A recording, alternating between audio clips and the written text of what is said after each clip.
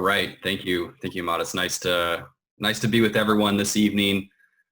Evening for all of you, and for me back here I'm in Southern California, so it's 11 a.m. So I appreciate working with me on that.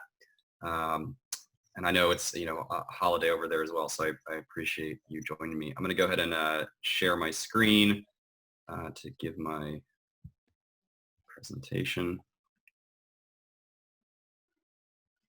All right, everyone can see this? Yep. Fantastic. All right, thank you for the introduction. As mentioned, this is sort of understanding and identifying predatory journals. This is a topic that I became interested in via, I teach doc students. And, even before when I was a doc student myself, it was sort of a new rising issue that I didn't really understand and, didn't pay too much attention to as a doc student. As a doc student, we're busy with our own, trying to graduate and get our own dissertation done. But when you become a researcher who's training other researchers, then you start to realize that this could be a bigger issue. And I started to see some of my students cite these journals and sort of talking about them. And, we need to start really thinking about what these journals are and, what do they mean for us? And I know I'm in the School of Education. I think a lot of the members here might be the School of Business. So even if I'm talking about my specific research and education, there's a lot of overlap here, I believe, and places to explore. Okay. So the first question, just sort of throwing it out there, has anyone ever gotten an email from an unknown journal, and perhaps the name sounds really nice, like, oh, maybe this would fit.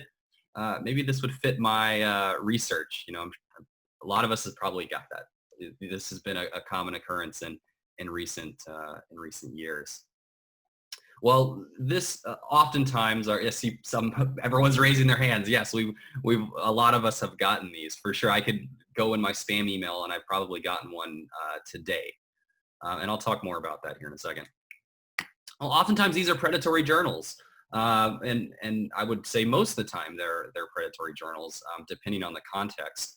But it's really difficult to understand exactly what these are or why is something predatory and not predatory versus some other type of situation. So what are these? Well, Ahmad gave us a nice definition from some of the readings that I sent out. So hopefully you were able to read some of those.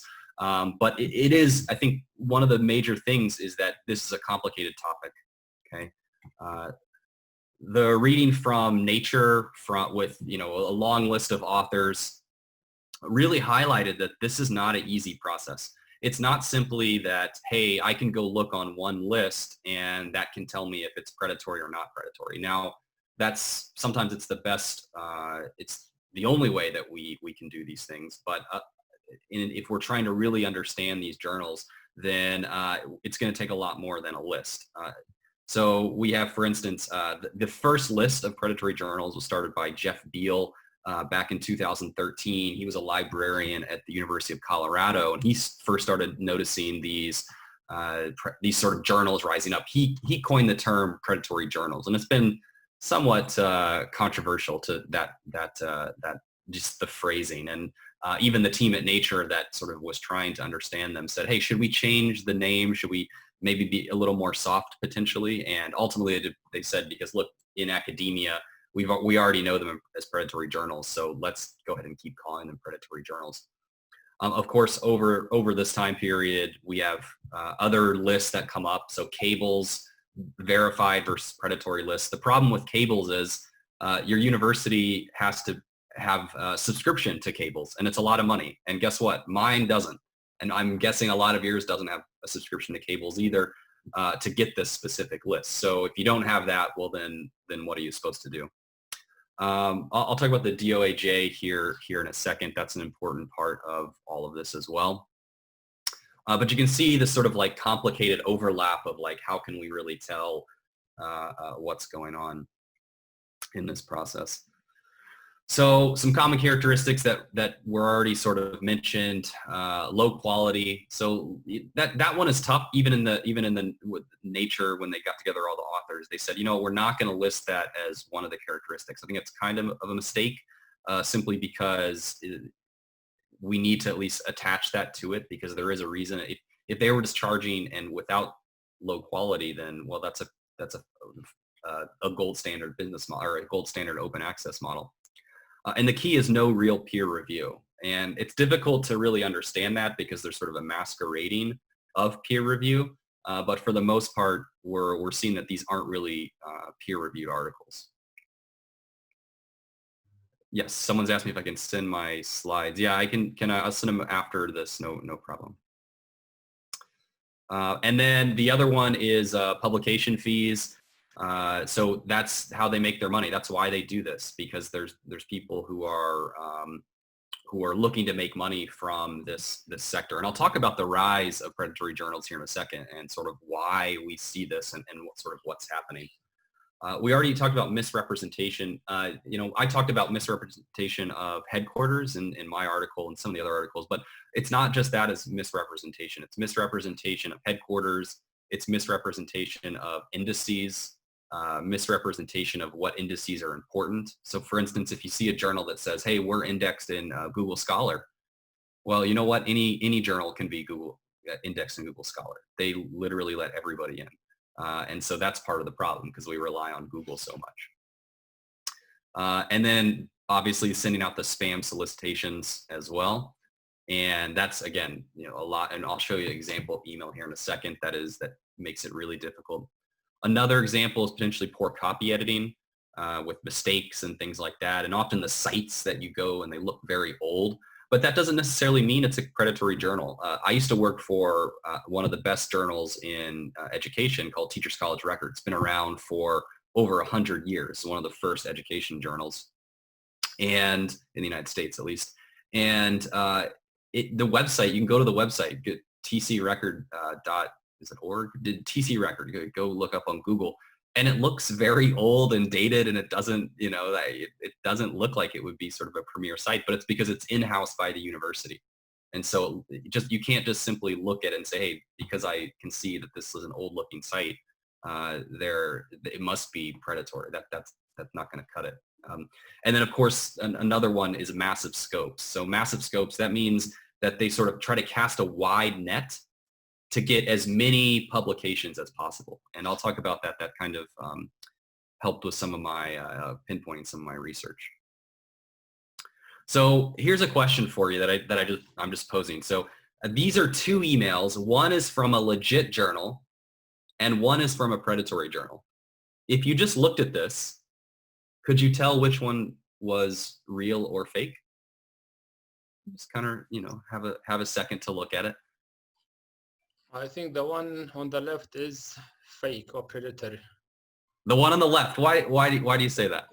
Because when you submit a paper to a legitimate journal, you cannot expect when your paper will be published or accepted. But in this one, it will give you some sort of assurance that your paper will be published, accepted, and published. But there is no guarantee. Fantastic. So you're right. That is the predatory one. You're absolutely right. And you're great to point out these little nuances that you can say, okay, well, in a real journal, a lot of us who publish in real journals, someone just said, I just checked the Teachers College Record site. Yes, it's really old. Yeah, absolutely. It looks, they need to update it, but going back. So thank you for doing that. And yeah, you're absolutely right. I didn't catch your name, sir, who said that, but you're right. You can catch these little nuances. The point being, though, is that they do look sort of identical in mirroring the style. And what we've noticed in recent years is that predatory journal, because this is something that's a little bit newer. Formerly, I have some other examples that I didn't share today, but other examples where they sort of use really old fonts and archaic sort of design, and you could be like, okay, obviously this is probably predatory. But what's happening now is that they're sort of changing styles, and you can see them matching the look of normal journals in how they're presented. And so if you're someone who might not be an experienced researcher, it might say, I actually see, it's hard for me to understand sort of what to look for in each of these. So thanks for that. So sort of theorizing the rise, like why are we seeing these? Why is this happening? What is going on? Well, the first aspect is sort of the globalization of higher education. Uh, Higher ed and sort of places that create knowledge are no longer just in the West. You can't just say that we need to look at researchers in the UK and the United States or sort of the Anglosphere. Just like today, there's researchers all over the country all over the world, and you have great researchers there. We have great researchers with some of my colleagues in China, and it's growing. So we're getting new journals, new resources that are not from the West. Now that by itself is great. We love to see that, and we need to see more of that. The problem is sort of what happens as you sort of add more and more, and it becomes more and more complex. And then so we see sort of the rise of research indicators as sort of ways to understand what quality is, ways to understand the quality of a researcher. And you probably see that at your own university. You have to have X amount of publications in top journals. I know in some places they have requirements for SSCI. Has anyone, I guess maybe it's funny because in the United States, a lot of us don't even really know about SSCI, but in other parts of the world, SSCI becomes really important, or Scopus, these kinds of indices. And so the rise of these sort of using research indicators to sort of understand a complex sector. Now, sometimes it's just published in an English language journal, and that's international, an English language journal. And so that's when we start to see the breakdown of potential. It's sort of quantity over quality in that regard. We also have the rise of the open access movement. So one of the critiques of higher education or of the university structure is that everything's locked behind a paywall. Isn't it terrible when your institution isn't subscribed to a journal and they ask you to pay like $19.95 and you're like, well, I guess I'm not going to read that one. That's what we have to do as researchers. And people are trying to move out of that and saying, you know what, this is a public good. We need to move beyond this situation. And so they're opening new journals that are outside of the big publishers, which is great. But again, one of the ways that those then open access journals can make money is on publication fees. So even though a journal asks you to have a publication fee, that doesn't mean it's a predatory, because the standard, what they call gold standard for open access movement is publication fees. And so then that leads to the number 4. All these different points come together into the perfect storm of creating a space for predatory journals to hide on the fringes of each one of these areas. Growing knowledge, new journals, okay, using research indicators. And now open access movement says, all right, well, we can actually charge. So then what happens? People try to take advantage of that system. People hide on the margins. People cast a wide net because now it's a global network. And they take advantage of international students, ESL researchers. They take advantage of young researchers. I even have old researchers who are very experienced coming to me and saying, is this a real journal? I say, you know what, you got to be very careful on that. So it's not just an experience too. And so what do we need? Well, we need more empirical work. So a lot of the research you saw and that I even shared with you was basically just kind of op-eds. They're not even empirical work. We need empirical studies to understand predatory journals. There actually isn't a lot of research, relative research on this concept. We need more disciplines to be included. So even there's a lot of attention from the hard sciences, which understandably they sort of have protected their science, certainly. But we need other sciences and other disciplines to look in and say, you know what, we want to take this seriously too. And for me, the field of education is not taking this seriously. The biggest conferences in education in the United States and Britain have not focused on this topic, have not even had one panel on this topic in at least 6 years. And so it's, that's pretty concerning. And so it has to just be taken seriously. We need to make sure that we're actually looking at this so that we know how to train, create better pedagogy, and come out on the other side where our students and our future researchers, and in education, the administrators who are running the universities and working with the academics, understand what is going on. And so I'm trying to do that. Of course, I sent you the op-ed, but I'm also working on this study, and it's right now in review in a journal as well.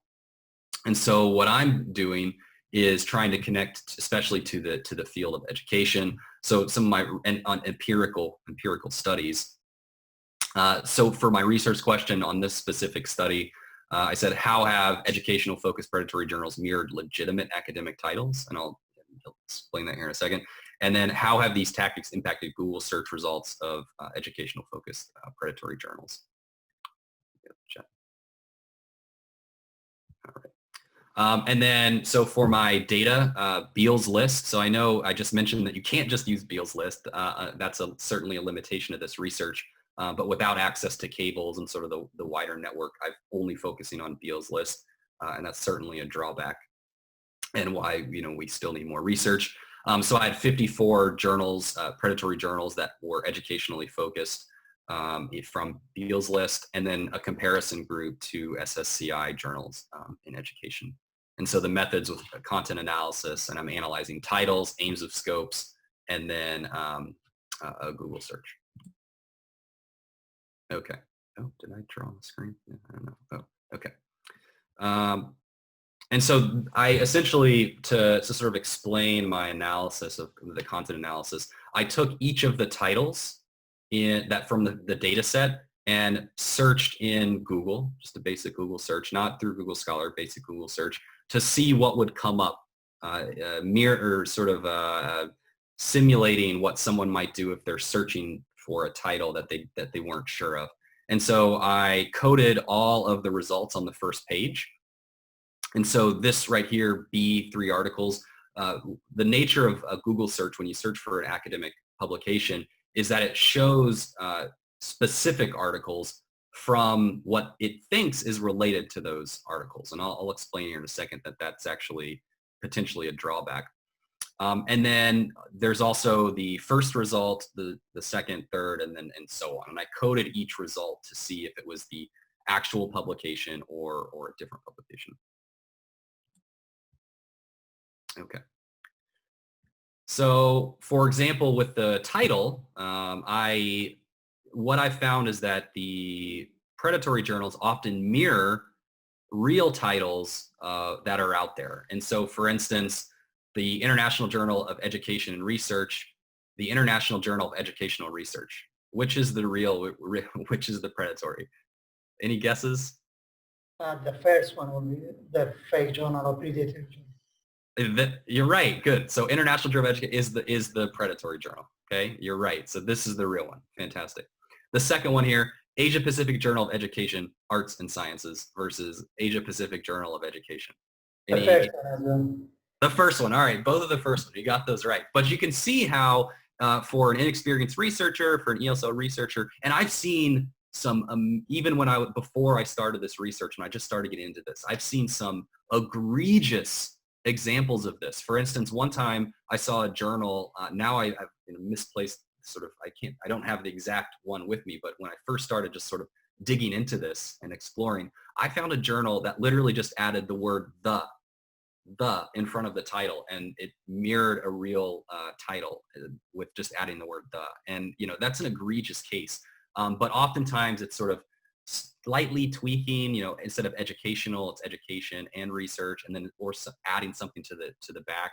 Also adding the word international in somewhere in there. Also, that's not always the case, but that's potentially the case.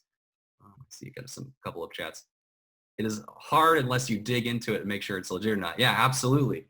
That's a really difficult situation, and yeah, the naming is very difficult, so it's tricky. Thanks for adding to the chat. So here's some of the skip this. Sorry, my Zoom is in the way here, and so here's some of the results that came out of this. And what I found, the mean length, the number of words in the title for the predatory journals was actually about 3 words or so longer than the average, the mean title in the SSCI. With, you know, the standard deviations were about the same though. And to confirm my results, 70% of the predatory journals contain the word international. Unfortunately, when I looked at the aims and scopes, the mean length of the aims and scope was actually, there was more in the SSCI rather than the PJ. So that actually went away from my hypothesis that we would see sort of the wider scopes, although there's, you know, some nuances to this that are probably lost in the basic content analysis, with a lot larger standard deviation. And then some international, more in PJs, but there's still a lot of SSCIs that include that. So kind of the bad news. So I did a word cloud on the aims and scopes, and really it was almost impossible to tell the difference. If you look through the analysis here, the top sort of 10 are mirrored in each of them.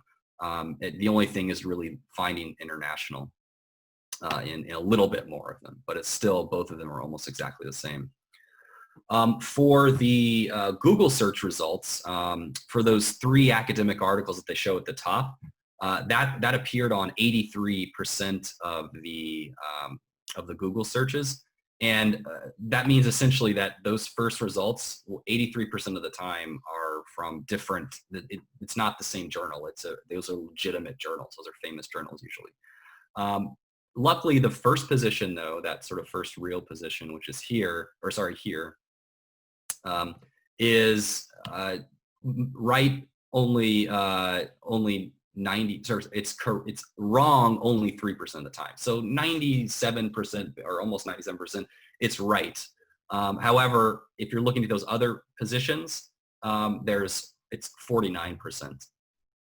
So we have some research that shows that people don't just look at the first, they sort of look at the full first page. And then 88% of the time, there's at least something wrong on the first page. And then again, few predatory warnings, unfortunately. So if you're trying to Google these and see if the predatory comes up, it only comes up 11% of the time. We don't see it come up that often.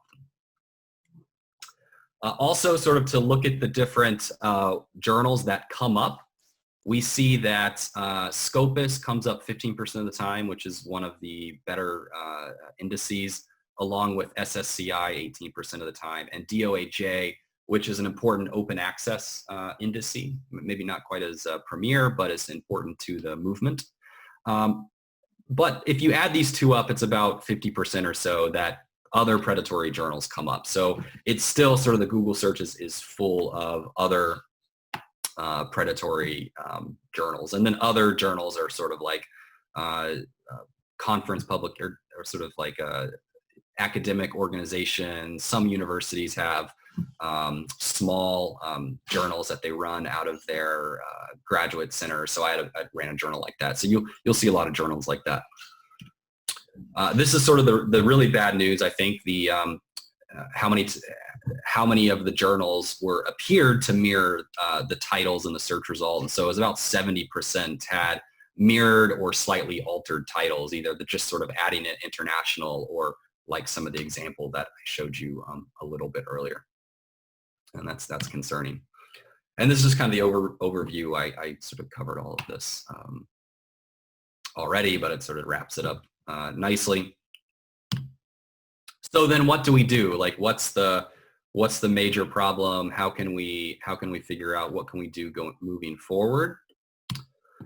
Well, I've sort of at least come up with these 5 things that I at least teach my students. Now, I know if you read the Nature publication, they sort of come up with some different aspects, and there's sort of think, cite, check. We send that out if we need to. But these are some of the things that I'm thinking about and teaching my students before they just jump into a journal, or even if you're citing a journal, make sure that you're sort of following these sort of different steps. So we have associations. So what associations are connected to that journal? Oftentimes journals are run out of associations. Now, that doesn't mean that all associations are big and famous. I have a favorite association of mine that runs called CARADA. Oh man, now I'm forgetting the acronym, but essentially it's Chinese educational researchers here in the United States. It's a very small conference. It's a very small organization, but they put together a real academic journal. And if you came across that, that would be something that you sort of need to think about. Let's have something.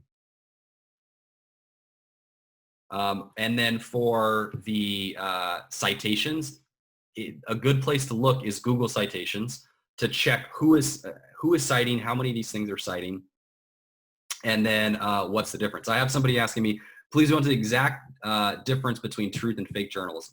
They're always confusing. And to be honest with you, that's sort of the point of this. The point is that there's no way to simply know. If you're doing all all 6 of these different things, you can sort of you can get it most of the time. And so let me go through these, and then we can talk a little bit more. So citations, I often use Google Scholar to see how often a journal article is being cited, who is citing them. There's some really great tips and tools you can use with Google Scholar to see how many times things are being cited. Indices, okay, to check which indices. Now this isn't the only thing you can do, but if it's listed on Beals List, then you potentially might need to do a lot more research on this journal. And that, again, it's not all, that one's free and open to the public. It's not like cable. So always check Beals List. Now, if it's on Beals List, that doesn't necessarily mean it's 100% a predatory journal. Then you need to go through and do all these other things. But I would always go and check Beals List, okay? And then also on the flip side, there's indices that are that are important to look at. So DOAJ is important for open access journals. Now, again, that one's not as exclusive, but they do a really good job of flushing out journals that could eventually become, or sort of that are a little bit less credible. If it's listed in SSCI, if it's listed in Scopus, those are good journals. Now, what you have to be careful on, don't take the word of the journal. Predatory journals lie about being included in Scopus. They lie about being included in SSCI. You need to go to the actual websites from Elsevier, and you need to go to the website Web of Knowledge or Scopus, whatever website is directly related to those indices, because they will lie, and we see it all the time. If they list things like Copernicus or Google Scholar, they're probably, not always, but those, so Copernicus basically accepts almost anybody. Thank you for sharing Bill's list there. The Google Scholar index basically everything. So if a website is, if a journal is really highlighting that as their journal index, or using that as an impact factor, do not take that as it's legitimate. So Copernicus or Google Scholar. Your expertise, this one I think is maybe obvious, but I just wanted to list it. So once you start getting more expertise in the field, you start to understand what's happening, who's the sort of the decent journals. This is why it's really important to work with older scholars and to listen to them, see where they're publishing. They're going to be able to help you. If you're confused about a journal, don't be afraid to reach out and ask someone, because I have people coming to me all the time and asking me, hey, is this something that is legitimate? And I have to go and look at it. No worries. I don't mind the interactive questions. So I appreciate helping me out here. And I'm about done. We can open this up. And then the other one is universities. What universities are connected to the journal? So you can either look at the editorial boards or to the university websites themselves and see which journal did they list on their own website. Now the problem with this is some academic journals, some predatory journals have been known to fake people being on their board, and even faking scholars in general. And so I've done some initial research on some of these, and there's been a situation where I couldn't even find the person they listed. They might have been completely fake. And so, but that is a way to sort of see if somebody's publishing in this, maybe this journal isn't famous, not listed in the index, but I know this scholar is a really good scholar. They published in there. Okay, maybe that can help me understand. Again, if you're using all these different other checks. And then finally, what I think is really important for young scholars, and I know it's going to be a lot tougher in the post sort of COVID world, but your personal connections. And so meeting people at conferences and asking them what journals they're a part of, and not trusting a random email that you're sent, only trusting an email from someone that you know.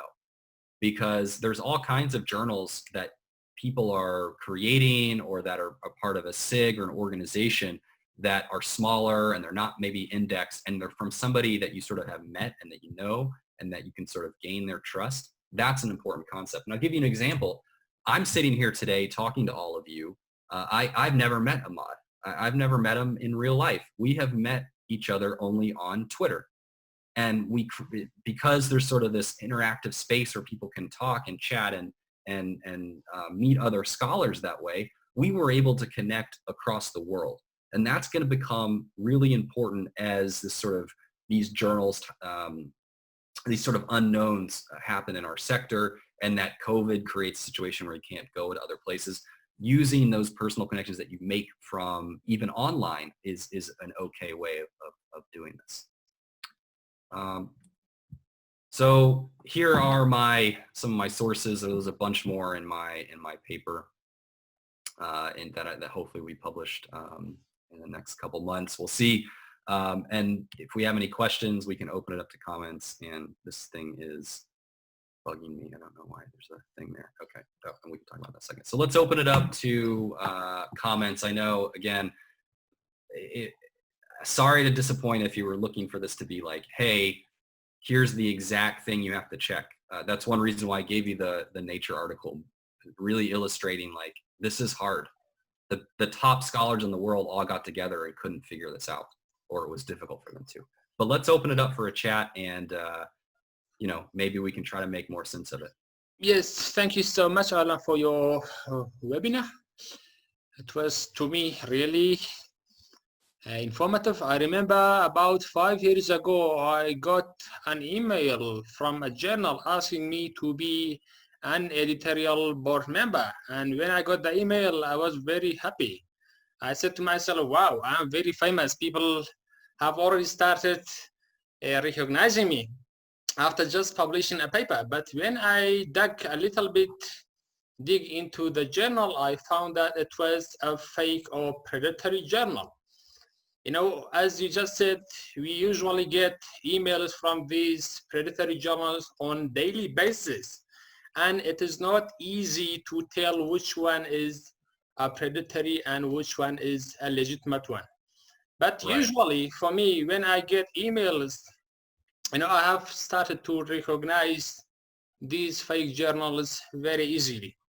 Now, one of the ways I recognize these fake journals is that, the legitimate ones can never tell you when or if ever your paper will be accepted or published.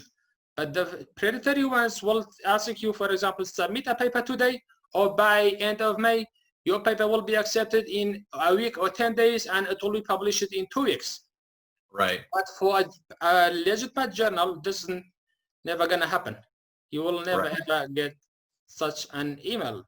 So let us go to the chat group. Maybe if you can quickly scan the questions and answer some if there are any. Yeah, so I got one, and I've already added while you were. Thank you for that. I appreciate it. It is. I think one thing you highlighted is important. Is that once you gain more experience, you start to really understand. So you know what, I can guess that this probably isn't, and so that's why we need to think about how can we translate that experience to doctoral students, young scholars. I consider myself a young scholar as well, but because I'm focused on this as an academic subject. So anyways, so somebody asked, how can we correctly identify if a journal is indexed in SSCI or not? And so Yeah, go to, excuse me, Ryan, if you please explain a little bit what SSCI stands for. I know what it is, but maybe the rest of us may not know.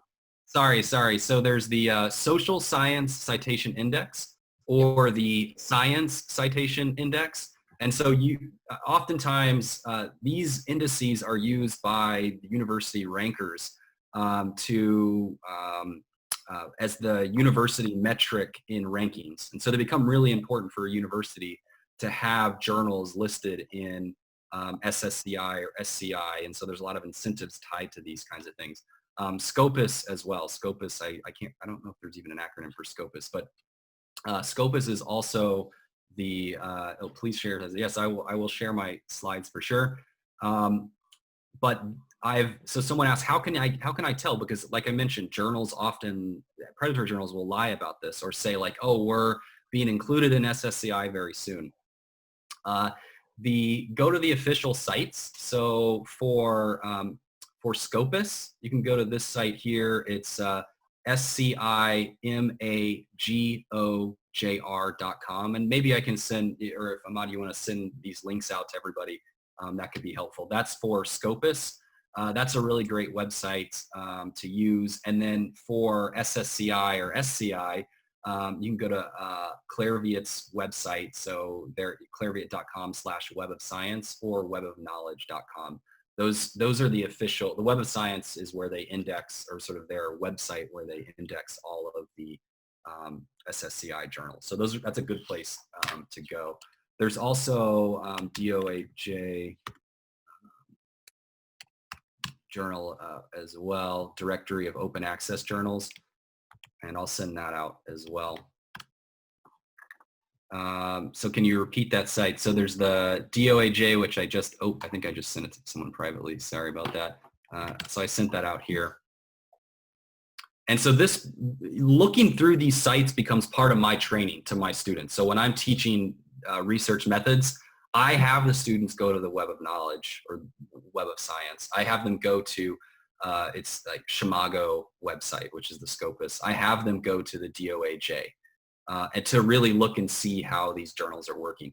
Because in our textbooks that we're using, they actually don't teach us this. They tell us, hey, go to some of these websites that still list predatory journals, and they don't really talk about them, not in the ones that I'm using at least. Maybe in the very, very new ones, but we're still using, from a couple of years ago. So these are the best websites I would say. Look, someone shared the Beals List, which is really important. So Beal, I mentioned him at the beginning. He got in some trouble.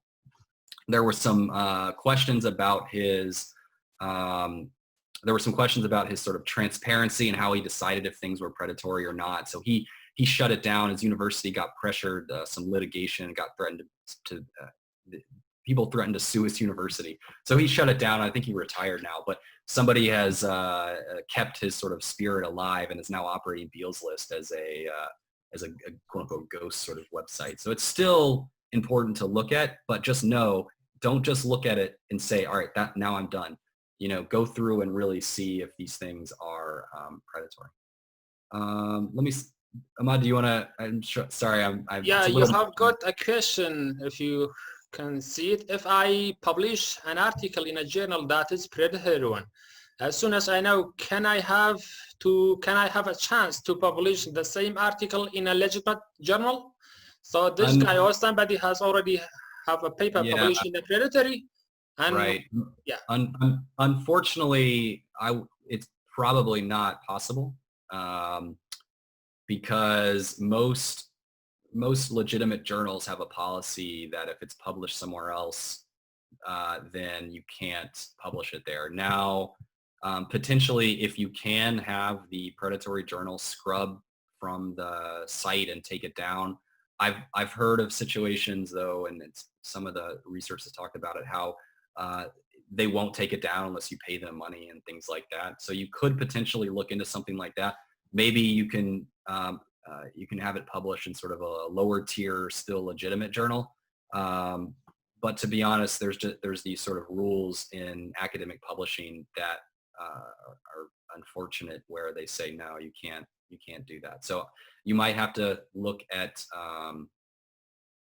so someone says, do you think the Beals, so sorry, let me finish my thought on that. So it's a tough situation. You might need to ask a journal and say, hey, I had this article retracted officially. Would it be possible to publish? And now the big journals are going to say no, but maybe you can get a mid to lower tier journal to still potentially publish it. But I'm sorry to say it's going to be tough. Somebody asked me, do you think that Beals List has updated recently, and who will update it? Because I think he's not working on it. Yeah, yeah, that's absolutely right. So apparently it's being updated as sort of like anonymously, because whoever sort of took the mantle doesn't want to have the same situation where they get sued. So I believe it's still being updated, maybe not as regularly, but at least a little bit.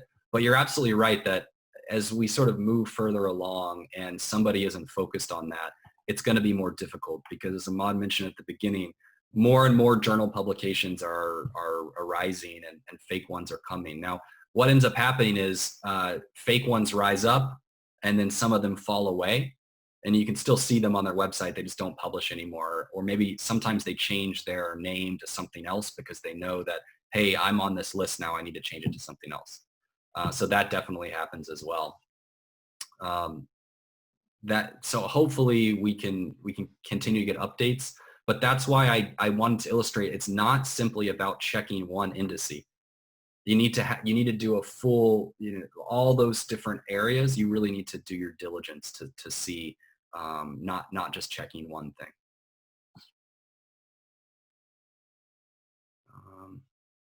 So we have another message. So I think the profile interface of the website may give some hints to researchers that it might not be predatory, like flashing, give you a deadline in 1 week, and publishing in limited short period. Also, the email contact of the editor, usually something like info@editor.com without editorial board names. Do you agree with me? I would largely agree with all of that.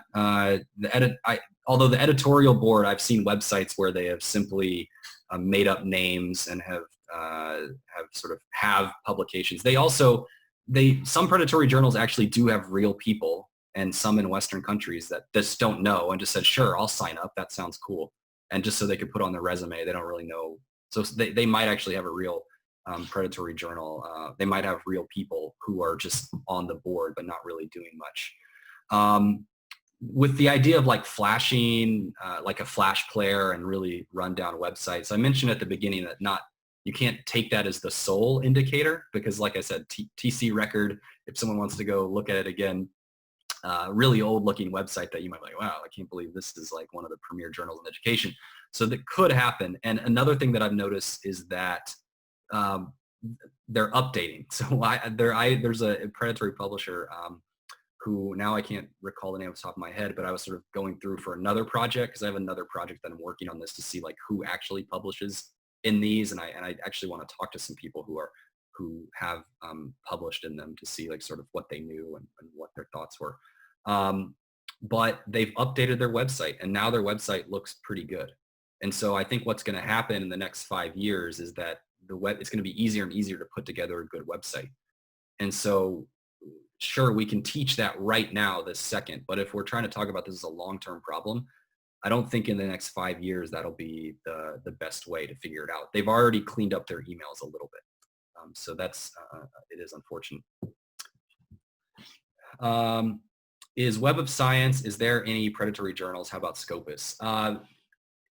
That's a great question. So I would say probably not in Web of Science, although I've seen some articles suggest that there might be like one or two or something. I mean, we're talking about thousands of articles or thousands of publications, and then they get scrubbed. They get booted out. Scopus maybe a little bit more, but honestly, for the most part, if they're listed in there, they're most likely a legitimate journal. Again, if you're having hesitations, then then there might be issues, but those are usually really good signs that they're legitimate journals.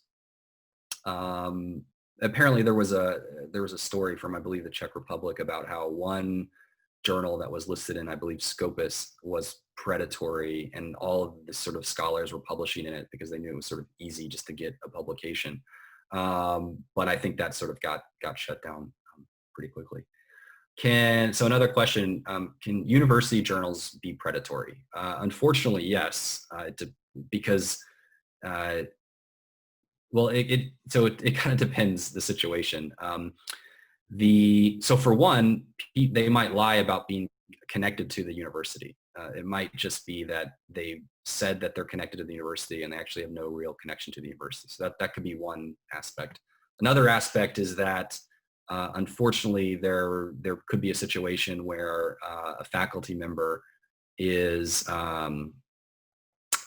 not is trying to use this as some sort of money-making aspect, and they're not trying to do peer review, and they're not actually doing real open access, or it's open access, but they're really just charging to have you publish. So potentially, I will say that for me, that's why, again, I have all these other checks to see, because I don't want to think that somebody has bad intentions just because they're running a journal that might be a little bit different. So that's something that I don't like having to critique, and especially to say like, hey, that was one issue with Beals List, is that he was listing a lot of places from India and non-Western countries, and scholars from those places were saying, look, can we create knowledge?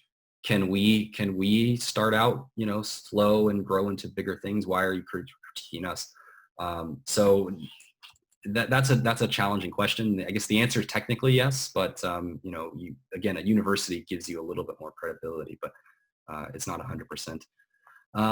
Can a predatory journal have a real impact factor? That's an interesting question. I guess they could if enough people are citing that journal. I haven't really seen that. I would probably say the impact factor that there are listing are the ones that are coming from like Copernicus and some of these other things that are essentially meaningless.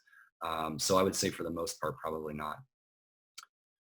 If a paper has a DOI and not working with DOI.org, what does it mean?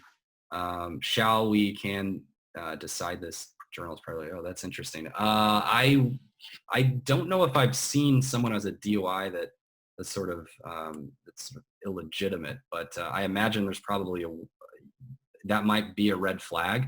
But some journals that I know that are legitimate don't have DOIs, and they're perfectly fine. So for instance, another project that I'm working on are student-run journals. So when I was a grad student, I worked on multiple grad student journals, and we did real peer review.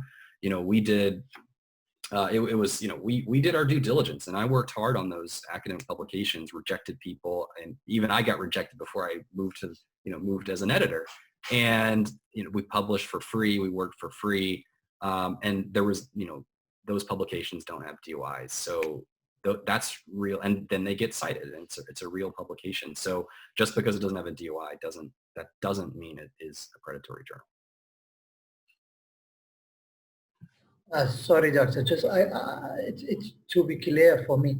If a journal have a DOI and the DOI is not working in DOI.org, I mean, it's fake or not. I don't have a problem with that one. It already doesn't have a DOI. That's my question. So you're asking if the DOI, if it lists a DOI on the website and then doesn't work if you're going to in DOI.org. Yeah. So to be honest, I don't know. I would say that that's a red flag, but if that's happening, then you need to go check all of the other pieces that I'm referring to, because again, the key point to this is that there's no single metric to say that this is a predatory journal. If that's one thing that you're looking at that might be like a little bit of a red flag, then go check all these other things and really do your due diligence to go and see all these other pieces. And if all of those are giving you a red flag too, then you're building an evidence, right? It's not just one piece. You're building evidence against that journal. And so yes, if that's the case, with the DOI not pieces, it's likely a predatory journal. Again, I'll say, it's tough. I've seen predatory journals that they've listed like, this is the exact thing I publish. It sounds so good. Like, sounds like a good title. And it's just, it's too good to be true sometimes, unfortunately. And you have to just say, okay, I'm done. I'm out of here. I'm not going to publish in this. Oh, this is a really great question. Can a predatory journal be published by famous publishers Emerald, Sage, Springer?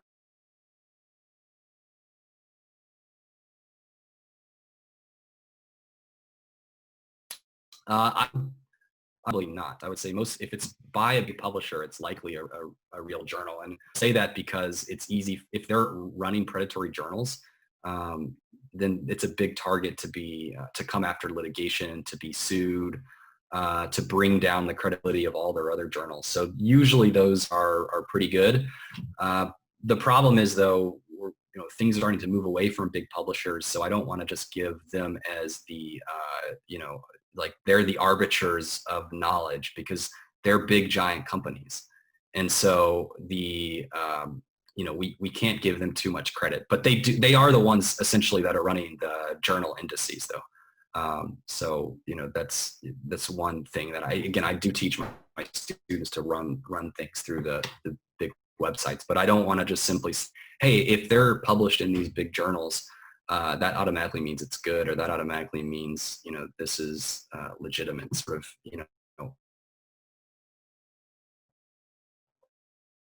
all these things there. Like, people are appreciate that. Does DOI, someone asked, has any value to a journal if it is only registered in DOI in Iraq? Most of our journals only have DOI, not registered in anymore. I'm sorry. I'm not really certain about this one. I hate that I'm not helpful on that one, but I don't quite have an answer. Maybe if you want to send me an email, certainly we can sort of talk more about it, and I can maybe do a little bit more investigation, but that's not something that I've looked into too much. Sorry about that.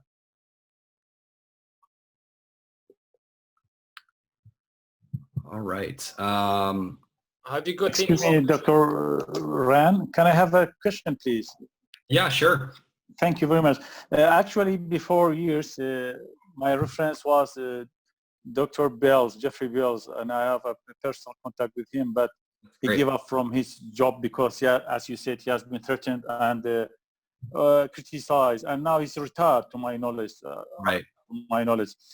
But can we depend on, or can you help us as a reference if suppose you have some time for the promotion of the academic staff after checking in all websites from the Scopus, from the Clarivate Analyticas, we cannot still conclude that this is whether this journal or this publisher is predatory or not. Can you help us in individual cases by emailing you the journal title and giving us a feedback? Yeah. I mean, if you want to, I can. People do that all the time, because they know, like, I'm the guy that sort of looks into this. Okay. So sure, Okay. if you wanna send it over. I will say, and that's why one of my points about this was we need more buy-in from other disciplines. So, I'm in the field of education, even though I sort of study higher education. So I am really an expert on sort of the field of education. And now I know sort of some aspects that we're looking for in general of predatory journals, but it's important for us to think about how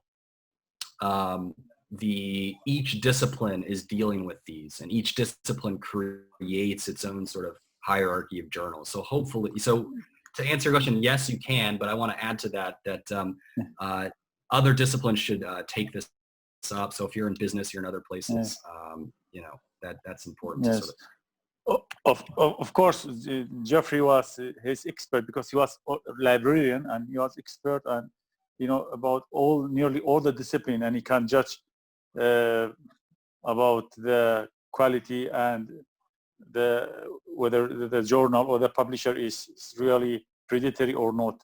Right. And thank you very much for your nice presentation and for this informative lecture and webinar. Thank you very much.